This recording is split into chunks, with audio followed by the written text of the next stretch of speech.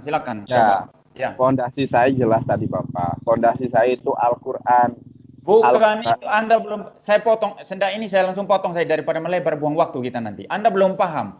Waktu Anda merujuk Alkitab, Anda menjadikan Alkitab sebagai fondasi Anda. Itu maksud saya. Tetapi Anda katakan Alkitab itu palsu. Ini bagaimana kan? Ini Oke, problem. Anda oke. tidak paham Udah, ini. udah Gini loh. Bapak. Anda mesti paham ini dulu. Ya, Udah Pak. Udah kan Bapak. Nah, ya lanjut, coba. saya memakai dasar Alkitab karena kitab saya, Tuhan saya menyatakan bahwa di dalam Alkitab itu terdapat nama Nabi Muhammad SAW, baik secara eksplisit maupun implisit, ya. Begitu Bapak. Oleh karenanya saya mengutip Ya, Sirah Hasirim pasal 5 ayat ke-10, 11, 12, 13 dan ayat ke-16 mengidentifikasi clue-clue yang telah saya sebutkan tadi ayat 10, 11, 12, 13 begitu. ya, Ya. ya. Jadi ini sebenarnya sudah dasarnya sudah jelas, ya kan? Ini Ya. adalah sebuah pembuktian, Bapak, pembuktian sebagai alat bukti loh ya. Alat bukti yang saya itu ada dua. Sedangkan saya itu bisa memberikan alat bukti lain di dalam Alkitab bahwa Nabi Muhammad SAW itu memang benar dimuatkan di dalam Alkitab. Firman Tuhan sendiri katakan di dalam Al-Quran, begitu Bapak. Jadi harusnya Bapak ini to the point aja, itu bukan Muhammad Ya. loh, yang benar seperti ini. Enak, Tetap lebih seru Bapak. Ya, Lebih sudah ya. seru. Saya jawab ya.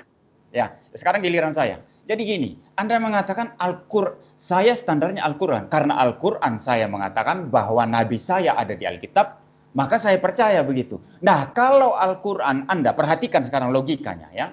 Ini saya obok-obok logika Anda ini.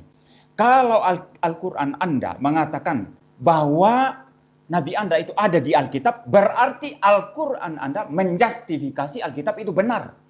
Berarti Al-Quran mengakui Alkitab saya. Nah, mengapa Anda sendiri, kalau Al-Quran mengakui Alkitab saya sebagai benar, lalu dirujuk ya tentang adanya Muhammad di sana, mengapa Anda mengatakan Alkitab saya palsu? Jadi Anda berkontradiksi dengan Quran Anda sendiri. Ini saya obok-obok logika Anda sekarang. Anda tidak akan menemukan debat-debat di luar sana. Saya obok Anda sekarang ini. Ya, jadi gini loh, saya perjelas lagi ya. Biar dengar baik-baik, step by step ya. Al-Quran Anda mengatakan ya, Al-Quran Anda mengatakan Alkitab itu menubuatkan tentang Muhammad. Berarti di sini Al-Quran sedang menjustifikasi, sedang memberikan pembenaran terhadap Alkitab. Ya. Karena kalau betul Nabi Anda itu dinubuatkan dalam Alkitab, ya, dan Quran mengakui itu, maka mau tidak mau Quran itu dia sedang membenarkan Alkitab. Nah, kalau Quran, pertanyaan saya sekarang, kalau Quran sendiri, ya, ini saya coba bahas dari perspektif Anda. Kalau Quran sendiri itu, ya, menurut Anda merujuk kepada Alkitab bahwa Muhammad dinubuatkan di sana, ya, dan dengan demikian Quran Anda itu membenarkan Alkitab, mengapa Anda dan ustadz-ustadz lain itu mengatakan Alkitab palsu? Silakan terus panjang Jadi, lebar Pak, nanti saya close statement ya. Saya jawab dengan gamblang juga. Silakan. Terus sudah saya dengarkan closing baik-baik. statement. Sudah enggak apa-apa. Jadi gini. Jadi Anda serba salah ya. Ini coba saya sarankan belajar logika ya. Logika kacau balau semua ya. Jadi Anda merujuk kepada sesuatu yang Anda katakan palsu, tapi mengatakan saya terima itu karena Quran saya mengatakan Alkitab, di dalam Alkitab itu ada Muhammad. Begitu kan? Loh, justru kalau begitu Al-Quran sedang membenarkan Alkitab. Kalau Quran membenarkan Alkitab, mengapa Anda sendiri mengkritik Alkitab sebagai palsu? Serba salah Anda di sini. Ini yang pertama. Saya kira Anda tidak bisa jawab itu ya. Coba tanya ilmu logika lah, ahli logika lah begitu ya. Anda akan bisa jawab, pusing ya. Karena memang Anda berdiri, tuduhan Anda itu ya dibangun di atas klaim palsu, klaim kosong begitu. Yang tidak ada buktinya. Lalu yang kedua, Anda berkata tadi, ini saya tertarik menanggapi sekarang. Ada banyak pendeta, orang Kristen berkata bahasa Ibrani, Yunani tidak penting. Siapa yang bilang begitu? Saya tidak bilang begitu. Saya bilang saya belajar formal. Ya, tentu saya pernah belajar Ibrani, belajar Yunani. Bahkan di Belanda saya pernah belajar bahasa Aram. Ya, walaupun saya tidak ahli, karena bidang saya bukan ahli bahasa. Ya, tetapi saya belajar.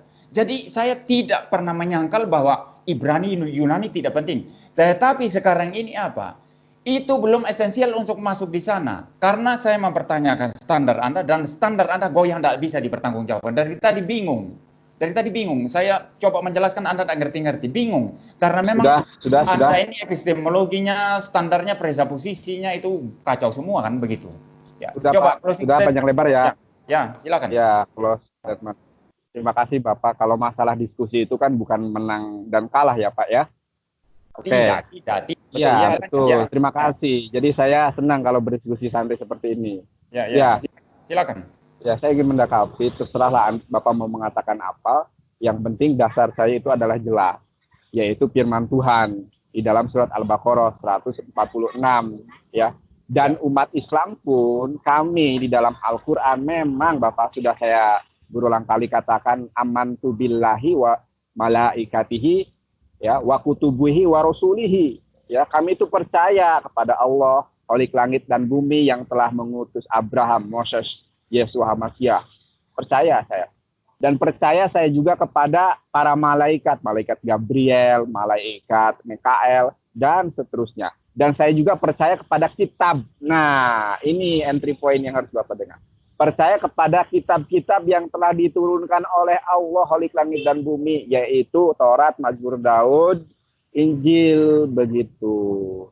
Nah, masalahnya memang Al-Quran kami, Tuhan kami nyatakan bahwa sebagian isi dari Alkitab memang sudah tidak orisinil lagi. Bukan saya yang mengatakan, tapi firman Tuhan di dalam Al-Quran. Lalu bagaimana dengan nubuatan Nabi Muhammad SAW di dalam Alkitab? Ya, maka standarisasi atau tolak ukur kami adalah Al-Quran. Kalau bersesuaian dengan Al-Quran, maka dia adalah kebenaran. Begitu Bapak, terima kasih. Iya. Sudah selesai? Sudah selesai Bapak, nanti kita lanjutkan ya Pak. Ini seru nih. Saya senang kalau berdiskusi tidak eyel-eyelan begini ya. Ya. Bagaimana Bapak? Terima kasih Bapak. Sudah. Ya, silakan saja.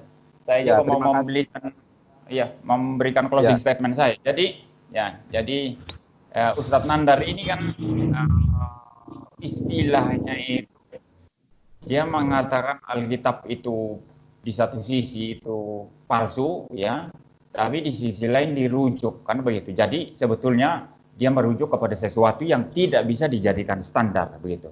Tetapi katanya saya pegangannya adalah Al-Quran, kan begitu. Jadi Al-Quran dipegang karena Al-Quran itu berkata bahwa nabinya itu nabinya itu dinubuatkan di dalam Alkitab. Dengan demikian sebetulnya Al-Quran itu kan menjustifikasi ya Alkitab, membenarkan Alkitab begitu. Tetapi para ustadz ini ya seperti Ustadz Nandar ini kemudian mengatakan Alkitab palsu. Nah ini jadi kacau ya. Jadi secara logika jadi kacau kan begitu. Lalu yang berikutnya kalau ini ya udah close sebenarnya udah Pak. Udah. Ya, silakan saja Anda kalau mau tinggal. Saya akan terus masih membicarakan tentang ini. Ya, kalau Anda mau tinggal ya silakan ya. Ya, terima kasih Bapak. Nanti kita lanjutkan dengan pembahasan lain Bapak. Bagaimana Bapak? Atau masih di dalam pembahasan ini akan tetapi ayat-ayat yang lain begitu. Gini, menurut saya pembahasan ini Anda buntu di sini, tidak bisa jawab saya. Itu coba tanya profesor atau ahli logika atau ahli filsafat, tidak bisa jawab ya. Ini dalam poin Bapak, ini. Saya juga belajar ilmu filsafat Bapak, masalahnya Bapak itu tapi nggak nyambung tertutup. Ya, jadi gini. Ala qulubihim wa ala sam'ihim wa ala absorihim. Jadi susah sih kalau sudah tertutup Bapak. Kebenaran itu sudah nampak di depan mata tapi Bapak tidak mau menerimanya. Jelas? Tidak ada kebenaran, tidak ada kebenaran. Justru yang saya pegang yang benar. Ya sudah ya, saya akan lanjutkan penjelasan saya. Ini karena ada penonton YouTube saya juga, saya live streaming. Ya. Bapak, boleh saya sampaikan sesuatu mungkin kepada para penggemarnya Verbum Veritatis.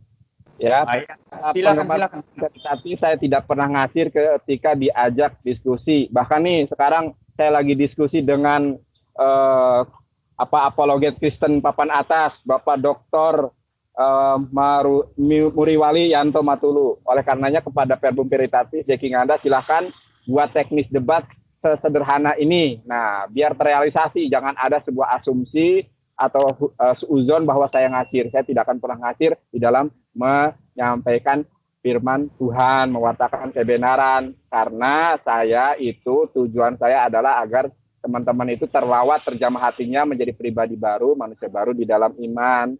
Terima kasih Bapak atas malam ini. Insya Allah kita lanjutkan pada pembahasan-pembahasan selanjutnya.